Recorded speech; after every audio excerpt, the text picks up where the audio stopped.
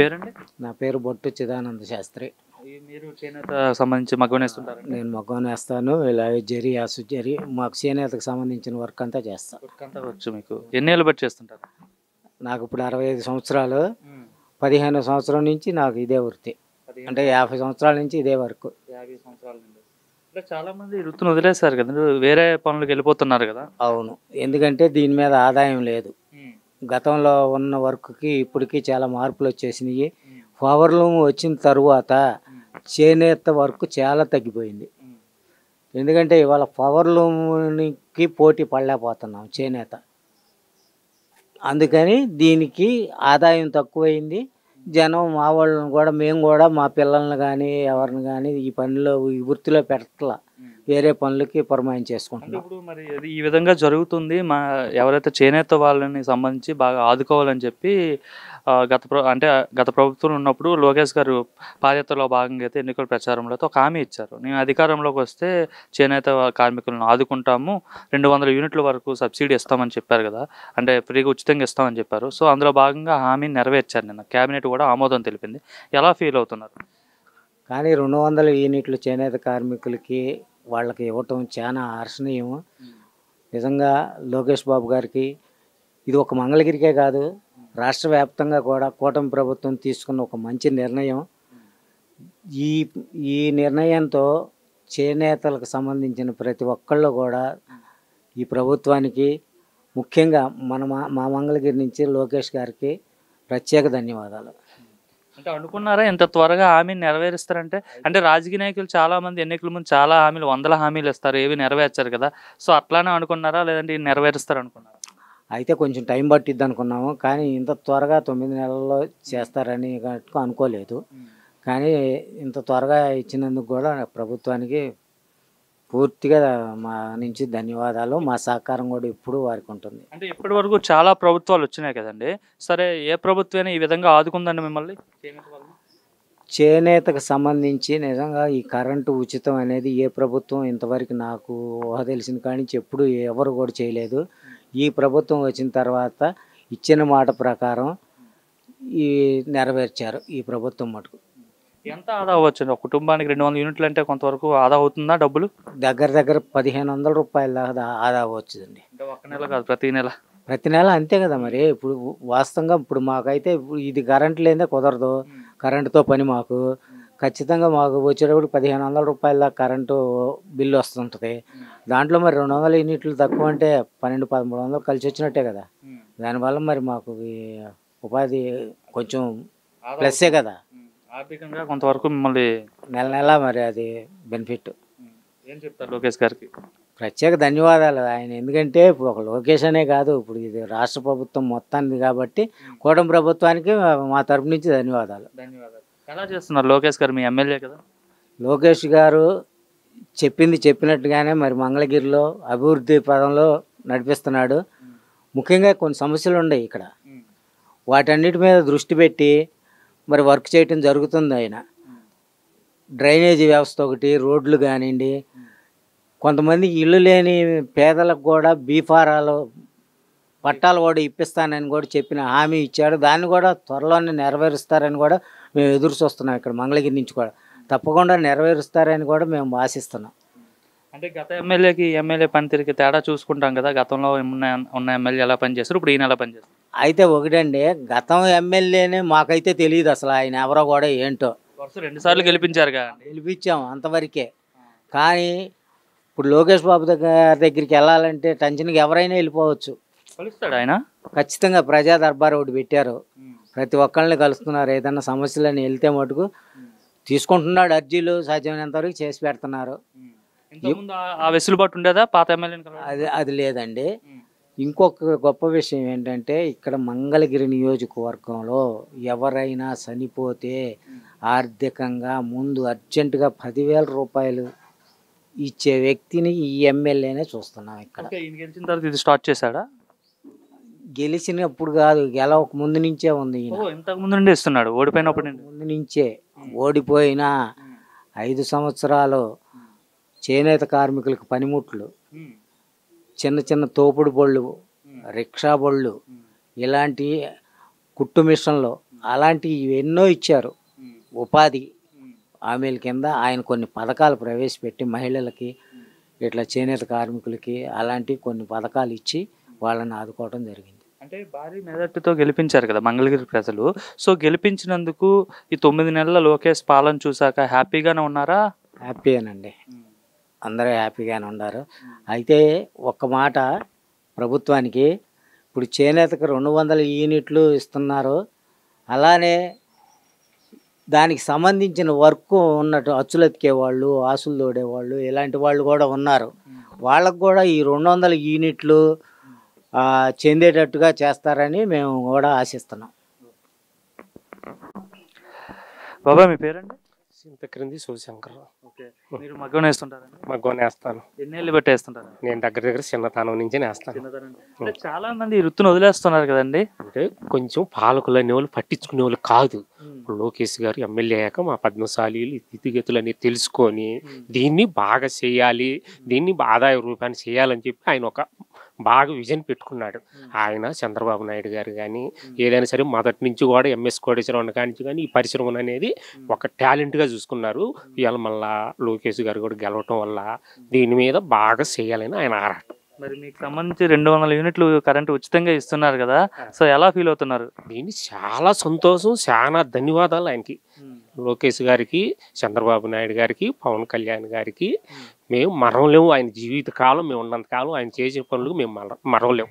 ఇంతకుముందు మరి ఏ ప్రభుత్వమైనా ఈ విధంగా మీకు కరెంటు కానీ లేదంటే సబ్సిడీ కానీ ఏ విధంగా ఏమైనా ఇచ్చిందండి? ఏమీ లేదు. వాళ్ళు అసలు పరిశ్రమనే పట్టించుకునే వాళ్ళు కాదు. తెలుగుదేశం పార్టీ వచ్చాక వాళ్ళ పాదయాత్రలో ఆయన హామీలు ఇచ్చారు. హామీల ప్రకారం చాలా కాన్ఫిడెంట్గా కార్మికులు బాగుండాలనేది ఆయన ఆశయం. ఆశయానికి తగ్గట్టు ఆయన ఫాలో అవుతున్నాడు, చేస్తున్నాడు. బాగా అనుకున్నారు అసలు మీరు నారా లోకేష్ గారు ఎన్నికలు అంటే చాలా మంది లీడర్లు ఇస్తారు కదండి ఎన్నికల ముందు హామీలు, అలా ఇవ్వడమే కాకుండా ఇంత త్వరగా అంటే 9 నెలల్లోనే పూర్తి చేసేస్తారు, నెరవేరుస్తారు మా హామీని అనుకున్నారు అసలు? లేదు. ఈయన చేయటం వల్ల చాలా మందికి ఆశలు చిగురించాయి. ఈ పరిశ్రమ మీద పనిచేసే వాళ్ళు కూడా చాలా ఆశలు చిగురించాయి. ఆయన ఒక ఎండిపోయిన చెట్టుకి మంచి నీళ్లు పోసి పచ్చని చెట్టు చేయాలనేది ఆయన ఆశ. ఇప్పుడు 200 యూనిట్లు పవర్ ఫ్రీగా అవ్వడం వల్ల ఒక అంటే చేనేత వాళ్ళకి ఎంత ఆదాయం అవుతుందండి? అది అంటే ఎంత అయినా సరే సేవ్గా అవుతాడు. కొంచెం 500 అవని 600 అవని ఏదైనా సరే మనకి బాగా ఉంటుంది. ఆయన లోకేష్ గారిని మాత్రం జీవితకాలం మేము మరవలేము. అందుకేనా మరి అంత భారీ మెజార్టీతో మంగళగిరిలో గెలిపించారు? మళ్ళీ నెక్స్ట్ అంతకన్నా ఇంకెక్కువ గెలుస్తాడు ఆయన. అవునా? నెక్స్ట్ గెలుస్తాడు ఆయన కంపల్సరీగా. ఇప్పుడు మంగళగిరి మాకు పనులు ఏం మొదలు పెట్టాల, రోడ్లు కానీ డ్రైనేజీ కానీ. ఇది నుంచి ఆయన ఫోకస్ అంతా మంగళగిరి మీద ఉంటుంది. అది మంగళగిరి చేసి ఆయన చూపించి మళ్ళీ వచ్చినప్పుడు ఆయన తిరగక్కర్లేదు, ఆయన క్యాన్వర్ చేయక్కర్లేదు. ఆయన ఇంట్లో కూకుంటే ఆయనే గెలుస్తాడు. కుప్పంలో బాబు ఎలా గెలిచాడో రాష్ట్రం మొత్తం ప్రచారంలో, ఈయన కూడా రేపు రాష్ట్రం ప్రచారంలో ఉంటుంది, ఈయన ఇక్కడ గెలిచి ఉంటాడు. అంటే కుప్పం ఎలా చంద్రబాబుకి అడ్డా చేస్తారు, కంచుకోటను మంగళగిరి ఆ విధంగా చేస్తారా మీరంతా? కంచుకోట ఇక ఆయన రావక్కర్లా, మేమే గెలిపించాము. ఇప్పుడు మళ్ళీ ఆయన ఇప్పుడు రేపు ఎక్కువగా ఆయన రాకుండా మేమే చూసుకుంటాం. మరి మొన్న ఎన్నికల్లో మరి మీ సామాజిక వర్గం సంబంధించిన ఒక మహిళ నించుంటే మహిళను కాదనేసి లోకేష్ గారికి ఇంత భారీ ఎత్తున పెద్ద ఎత్తున పట్టం ఎలా కట్టారు మీరు? పట్టం అంటే వాళ్ళు చేసే పనులు బట్టి వాళ్ళకి మేము ఆదరిస్తాం. మాకు మొదటి నుంచి నమ్మకం. ఇది లోకేష్ గారు చెబుతున్న ఆయన ఆశయాలు కానీ ఆయన పాదయాత్రలో చెప్పే మాటలు కానీ నమ్మకం కలిగి ఆ నమ్మకం తగ్గట్టు ఎమ్మటే 9 నెలల్లోనే నెరవేర్చుకున్నాడు ఆయన. ఇప్పుడు 2019 ఎన్నికల్లో ఓడిపోయిన తర్వాత నియోజకవర్గాన్ని వదిలేయకుండా ఇక్కడే తిరిగి ఇక్కడే పట్టించుకున్నారంట, నిజమేనా అది? పట్టించుకోవడం కాదు, ప్రతి ఒక్కటి ఏది కావాలన్నా ఆయన చక్కగా లేదు అనకుండా ఇచ్చాడు. ఇప్పుడున్న ఎమ్మెల్యే కన్నా ఈ ఓడిపోయిన ఇతనే ఎక్కువ అందుబాటులో ఉన్నారంట ప్రజలకి. 100% అందుబాటులో ఉన్నాడు. దాంట్లో ఎలాంటి సందేహం లేదు. రేపు రాను కాలంలో కూడా అలాగే ఉంటాడు, ఎప్పటికీ ఉంటాడు. ఆయన జీవితకాలం మంగళగిరిని కాపాడతాడు. పద్మశాలీలకి ఏది వచ్చినా సరే అందరికీ. ఇంతకుముందు రాట్నాలు కూడా ఇచ్చారంట లోకేష్ గారు, నిజమేనా? ఇచ్చారు. రాట్నాలు ఇచ్చారు, మిషన్లు ఇచ్చారు, ఏదైనా సరే లేదు అనకుండా ఇచ్చాడు. అంటే ఇంకొకటి, లోకేష్ గారు ఎక్కడికి వెళ్ళా సరే ఎవరినైనా అతిథుల దగ్గరికి వెళ్తే సన్మానించడానికి మీ చేనేత కళాకారులు నేసిన సాలువాలే కప్పుతున్నారంట, విన్నారా అది? విన్నా. చూస్తున్నారు. నాడా భువనేశ్వర్ గారు కూడా మా పద్మశాలీలు మా చేనేత చీరే కట్టుకొని మంగళగిరి కానీ ఇక్కడ కానీ చూస్తుంది, మేము చాలా ఆనందపడుతుంటాం. అంటే చేనేత కళాకారులు అంతరించిపోకుండా అభివృద్ధిలో సాగాలని చెప్పి ఈ విధంగా చేస్తున్నా అని చెప్పి లోకేష్ అంటున్నారు. అవును. ఆ మాట ఇంత ఆలోచిస్తారు అనుకున్నారా? అనుకున్నాం. అంటే కంపల్సరీగా వాళ్ళ తాత కాడి నుంచి కూడా ఉంది పద్మశాలీలకి మనకి ఏదో ఒకటి చేయాలని ఎన్టీ రామారావు కాడి నుంచి ఉంది అది అనేది పానీయకుండా ఆయన వారసత్వంగా తీసుకుంటున్నాడు. సార్ మీ పేరండి? దామర్ల భిక్షారావు అండి. మీరు మగ్గం నేస్తుంటారండి? అవును సార్. ఎన్నేళ్ళుగా మగ్గం నేస్తున్నారు? మా చిన్నతనం నుంచి తెలిసిన కానీ ఇదే పని సార్.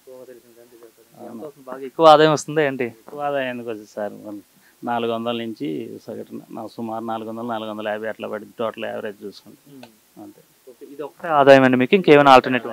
ఇంక వేరే ఆదాయాలు అంటే ఓన్లీ ఈ మగ్గం మీద మీరు ఆధారపడి కుటుంబం అంతా జీవిస్తున్నారు.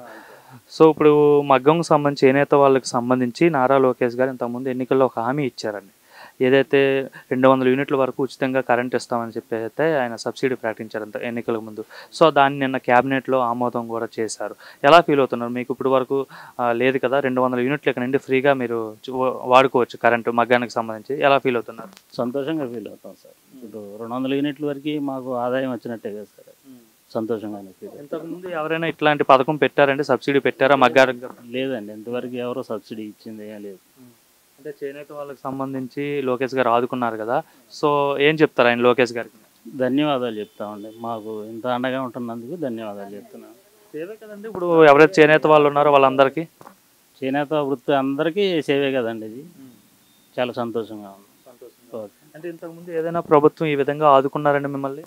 లేదండి, ఇంతవరకు ఏ ప్రభుత్వం కూడా ఇలా ఆదుకోలేదు. అంటే ఇప్పుడు ఎన్ని యూనిట్లు వస్తుందండి మీకు సాధారణంగా? నార్మల్గా ఎంత కట్టుకుంటారు కరెంటు బిల్లు? ఎన్ని యూనిట్లు వస్తుంది? 1200, 100 అటు ఇటు 1300, 1100 అలా వస్తుందండి. 160 నుంచి 200 లోపల వస్తుంది. అంటే మీకు 200 లోపు యూనిట్లు వస్తుంది, 160 నుండి 200. అంటే ఇప్పుడు ఆ యూనిట్లు అన్నీ కూడా అంటే ఇప్పుడు ఆ 1000-1200 రూపాయలు మీరు కట్టగల మీకు ఫ్రీ కాబట్టి, సో నెల అయ్యేసరికి మీకు 1200-1300 రూపాయలు ఆదా అవుతున్నాయి. అవును సార్, అంతే. వచ్చిందే తక్కువ అమౌంట్ కదా, ఆ వచ్చిన అమౌంట్లో మీరు కరెంటు బిల్లు కట్టడానికి ఇంకా మిల్చుకోకుండా మీకు ఇప్పుడు సేవ్ చేసుకోవచ్చు అండి. ఎలా ఉంది లోకేష్ గారు మీ ఎమ్మెల్యే కదా, సో ఎలా పనిచేస్తున్నారు లోకేష్ గారు? లోకేష్ గారు బాగా పనిచేస్తున్నారు. మామూలుగా చెప్పిన మాటలన్నీ నెరవేర్చి బాగా అందుబాటులో ఉంటున్నారు. ప్రజలకైతే అందుబాటులో ఉంటుంది. ప్రజలకైతే అందుబాటులో ఉంది. గత ఎమ్మెల్యే ఎలా ఉండేవారండి? గత ఎమ్మెల్యే అంటే ఇక ఏం చెప్తాను, ఆయన కనపడే వాళ్ళు కూడా కాదు మంగళగిరిలో. అందుకేనా ఇన్ని మరి భారీ మెజారిటీతో గెలిపించారు? ఒకసారి ఇబ్బంది పడ్డప్పుడే కదండి వాల్యూ తెలిసేది. అదే అసలు లోకేష్ గారు ఎందుకు ఓడిపోయారు ఇక్కడ? లోకేష్ కొత్త కదండి, అప్పుడు ఇక్కడ ఆయన ఏంటో తెలియదు, ఇప్పుడు తెలుసుకున్నారు. ఓడిపోయిన తర్వాత తెలుసుకున్నారు ఆయన ఏంటనే? తెలుసుకున్నారు, ఇప్పుడు గెలిపించారు. మళ్ళీ ఓడిస్తారా లేదంటే గెలిపిస్తారా? అట్లానే అది పని సక్రమంగా ఉంటే ఎందుకు ఓడిస్తారండి? ఇప్పుడు అందుబాటులో ఉంటున్నారు కదా లోకేష్ గారు, అది జనం ఆలోచించి చేస్తారు. మరి ఇప్పుడు వైఎస్ ఫ్యామిలీ ఉందంటే వాళ్ళకి పులివెందుల కంచుకోట, చంద్రబాబు నాయుడు ఉన్నారంటే కుప్పం కంచుకోట, అలా మంగళగిరి నారా లోకేష్ గారు కంచుకోటగా చేస్తారు. కంచుకోటగా చేసుకుంటారు, లోకేష్ గారే చేసుకుంటారు, మనం చేసేది ఏం లేదు. చేసుకుంటారా? మరి మీ సామాజిక వర్గం ఆమెను కాదనేసి వేరే సామాజిక వర్గం సంబంధించిన నారా లోకేష్ని ఎలా గెలిపించారు? ఎందుకంటే మీరు చాలా ఎక్కువ మంది ఉన్నారు ఇక్కడ, ఓటర్లు అంతా కూడా మంగళగిరిలో పద్మశాలి ఓటర్స్ ఎక్కువ కదా, సో ఎందుకు ఇట్లా? అంత డీప్ అంటే ఇక మనం ఆ సామాజిక వర్గం, మా సామాజిక వర్గంలో అంతకుముందు వాళ్ళ ఫ్యామిలీలో చేస్తున్నారు కదండి, అది వాళ్ళు చేసిన పనితీరు కానీ ఏదన్నా కానీ బెటర్గా చేస్తారని గెలిపించారు. అదే. ఓకే అండి, థ్యాంక్ యూ.